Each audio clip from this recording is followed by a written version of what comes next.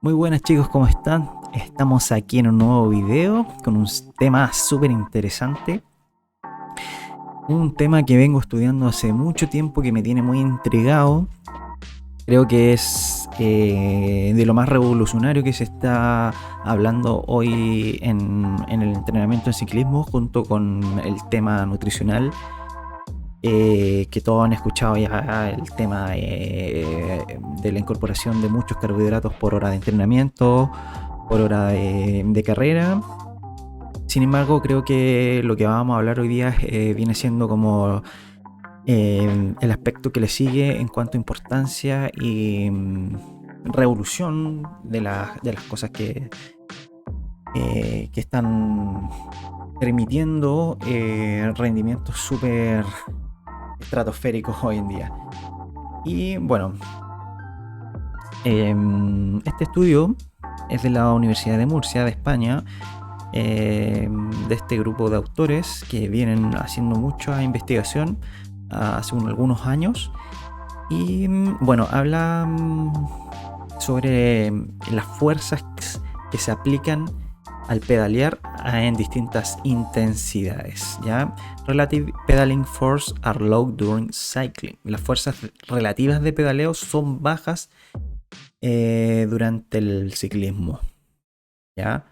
Bueno, yo le he publicado hartas veces que el ciclismo es un deporte con necesidades de fuerza medias o bajas, ¿ya? Y bueno, en este estudio habla un poquito por qué esto es así. Bueno, el abstracto dice, cuantificamos y comparamos las demandas de fuerza mecánica en relación con las fuerzas dinámica máxima, ¿ya? ¿Qué quiere decir esto?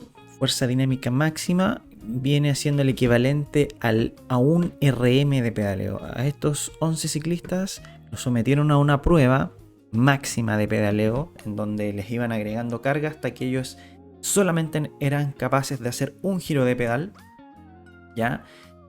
Y cuando ya no eran capaces de hacer dos, se determinó ese punto como fuerza dinámica máxima, ya que, como dije anteriormente, vendría siendo lo mismo que una RM en pesas, una repetición máxima en pesas. Pero bueno, como esto es un gesto deportivo, viene a ocupar esta definición, ¿ya? Recordemos que la fuerza que uno aplica a los pedales se mide en Newton metro. Y esa fuerza multiplicada por la cadencia, que es la velocidad a la que giramos las bielas, nos viene a dar lo que es la potencia o los watts que nosotros vemos en nuestros Garmin, en nuestros dispositivos, ¿ya? Entonces, se le midió la fuerza máxima, o sea, la FDM, y luego se les determinó el primer umbral, el segundo umbral y el V2 Max, ¿ya? Y cuánta fuerza se aplicaba en comparación a esta FDM en cada uno de estos puntos. Umbral ventilatorio 1, máximo estado estable de lactato que vendría siendo el umbral 2, punto de compensación respiratoria que también es un hito fisiológico que se correlacionaría con este segundo umbral. Y la potencia aeróbica máxima PAM, perdón, que viene siendo la potencia mínima a la que se alcanza el VO2 Max, ¿ya? Entonces, además de eso, en cada uno de estos puntos midieron la fuerza aplicada a cadencia libre, a 40 RPM, a 60 RPM y 80 RPM. Ya está, o sea, está bastante interesante lo que hicieron estos autores.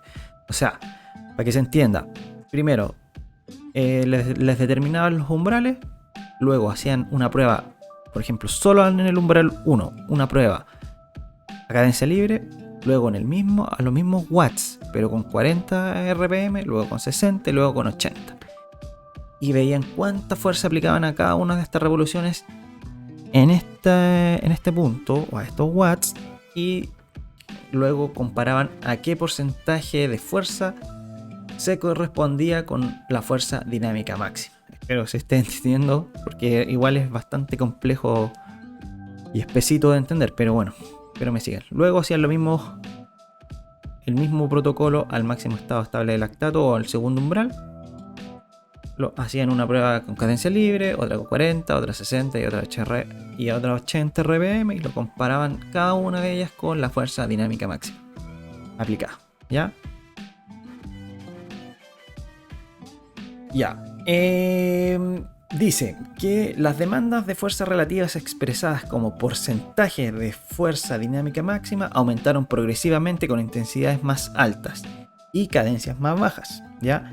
No obstante, las demandas de fuerza relativas fueron siempre bajas. ¿Ya? O sea,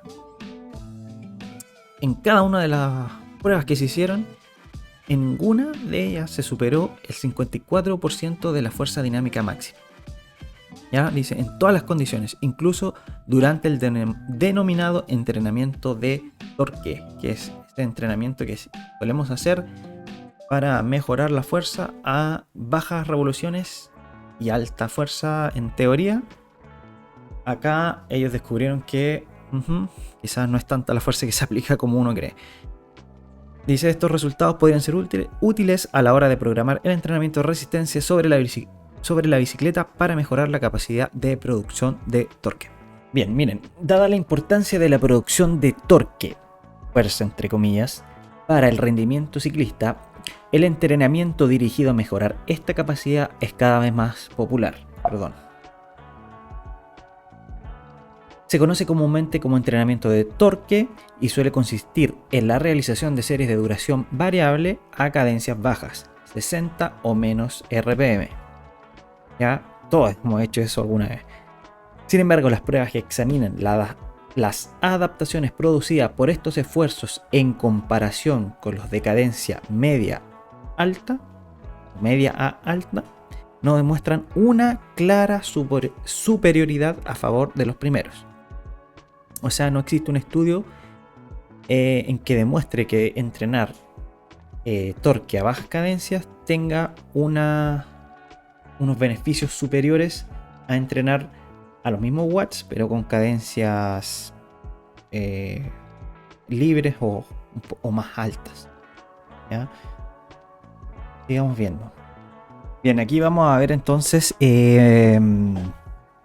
lo que fue el protocolo de las sesiones y cronológicamente cómo se fueron haciendo. Primero tenemos una sesión de exámenes médicos para ver obviamente que los ciclistas sean compatibles con que su salud sea compatible con este tipo de estudios, obviamente, con electrocardiogramas y familiarización de lo que iban a hacer.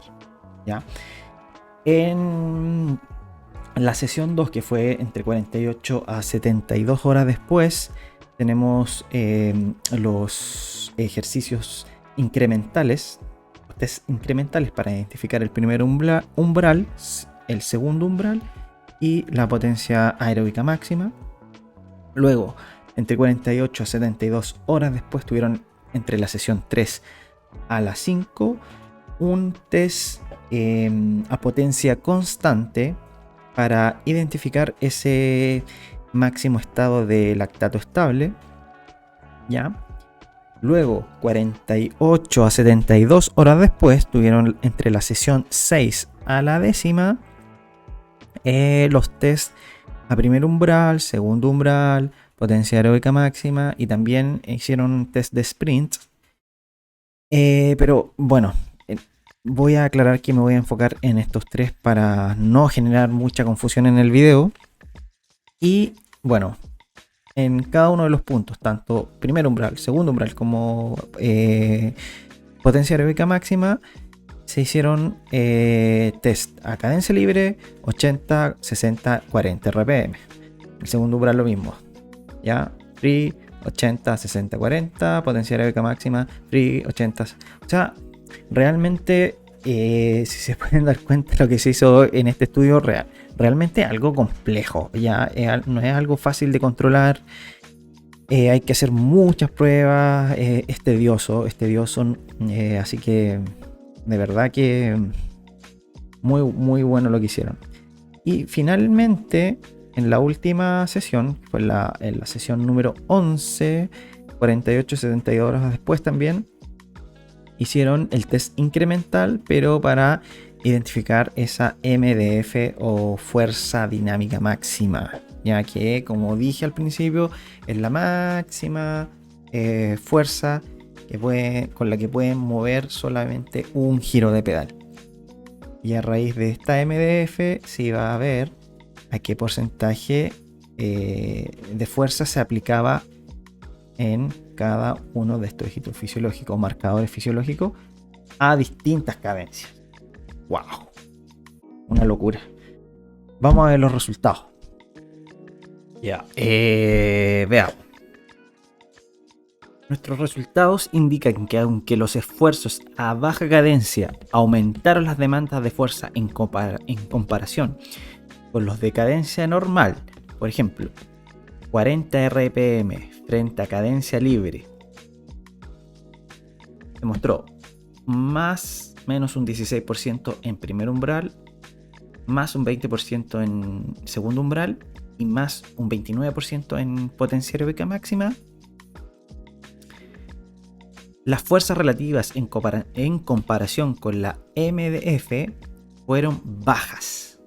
Siempre fueron bajas. Incluso en situaciones que normalmente se espera que den lugar a valores de fuerza elevados, como durante el denominado entrenamiento de torque. Se me pasó ese 2.4. O sea, a pesar de que efectivamente iban aumentando los porcentajes de valores de fuerza a mayor intensidad, que es algo obvio, los porcentajes relativos a la fuerza máxima siempre fueron bajos. 16%, 20%, 29%. O sea, imagínate en un entrenamiento de pesas que estar trabajando al 16, al 20, 30% de la RM es súper poco. Súper poco. Así que ojo con esa conclusión. Miren, en ese sentido existen pruebas contradictorias sobre la eficacia de las intervenciones dirigidas a mejorar la capacidad de producción de torsión o de torque en los ciclistas. Esto quiere decir que las pruebas no son claras de cómo poder mejorar esa aplicación de torque en el ciclismo. Todavía no se sabe.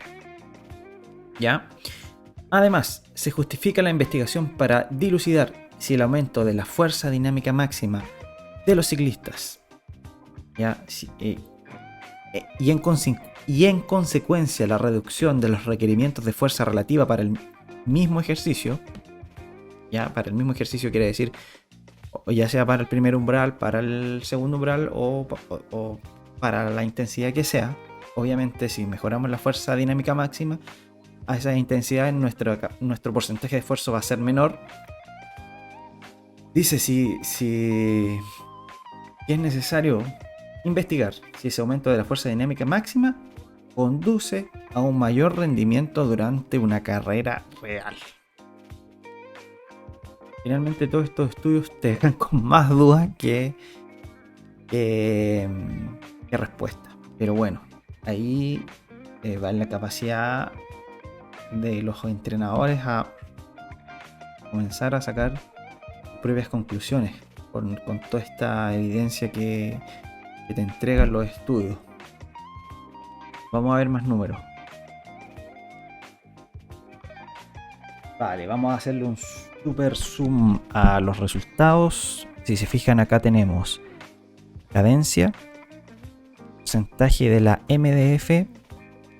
Acá tenemos torque medido en newton metros, newton metros kilogramos, que esto es el newton metro dividido por el peso del ciclista, un dato súper importante. Estos dos datos se pueden agregar a los Garmin y los podemos evaluar con el programa VKO, ojo con eso. Y acá tenemos los watts producidos. Vámonos, a ver, aquí como hay mucha información, vámonos a lo más importante desde mi punto de vista. Por ejemplo, ¿dónde entrenamos el torque? Que es a la intensidad umbral y a 40 RPM. Principalmente, entre 40 y 60 RPM es donde trabajamos el torque, ese típico trabajo a bajas cadencias. Fíjense, el porcentaje de fuerza en comparación a la MDF a 40 RPM en el umbral tenemos un 37% y a 60 RPM un 25%. A cadencias libres, cuando vamos a umbral, zona 4, a cadencias libres, la fuerza relativa en comparación a la MDF un 17%. Ya, o sea, estábamos hablando que, si bien es cierto, aumenta la cantidad de producción de fuerza a bajas RPM, son siempre producciones de fuerza súper bajas, ¿ya? Seguramente las personas que han entrenado con torque en sus Garmin se les van a hacer muy familiares estos números. Vámonos nuevamente al umbral. Fíjense, a una RPM libre, el torque es de 28, la media de torque de los participantes fue de 29 Nm cuando van a cadencia libre. Y cuando van a 40 RPM, sería un trabajo clásico de torque, los Nm suben a 62. Ya, si se fijan, si acá se puede apreciar que la diferencia de aumento de fuerza en porcentaje a la máxima es poco. Cuando trabajamos con torque, pasar de 30 a 60 igual se siente. En las piernas se siente.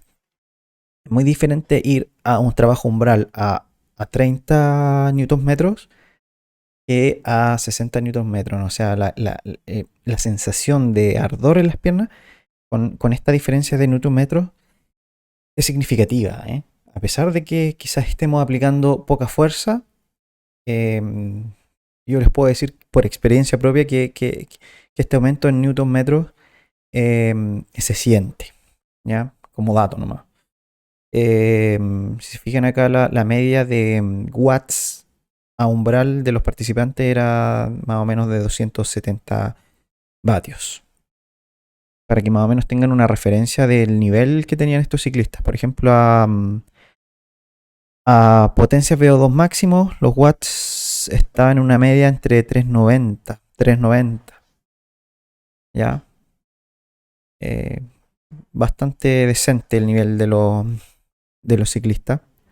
Quizás no eran ciclistas profesionales, pero se ven que eran ciclistas tal vez amateur dedicados de nivel medianamente medio alto, por decirlo. Acá tenemos gráficamente expresado lo que teníamos anteriormente en una tabla con millones de números. Acá quizás se puede ver un poquito más claro el porcentaje de fuerza aplicada en cada uno de los hitos fisiológicos, también en el sprint, y a las diferentes cadencias. Si se fijan, la que representó un mayor porcentaje de fuerza fue un esfuerzo a la potencia aeróbica máxima con 40 RPM. Sin embargo, esto no alcanzó ni siquiera al 60% de la fuerza máxima, ¿ya? Todo lo demás está, creo que, por debajo de un 50%, incluso por debajo de un 40%. ¿Ya?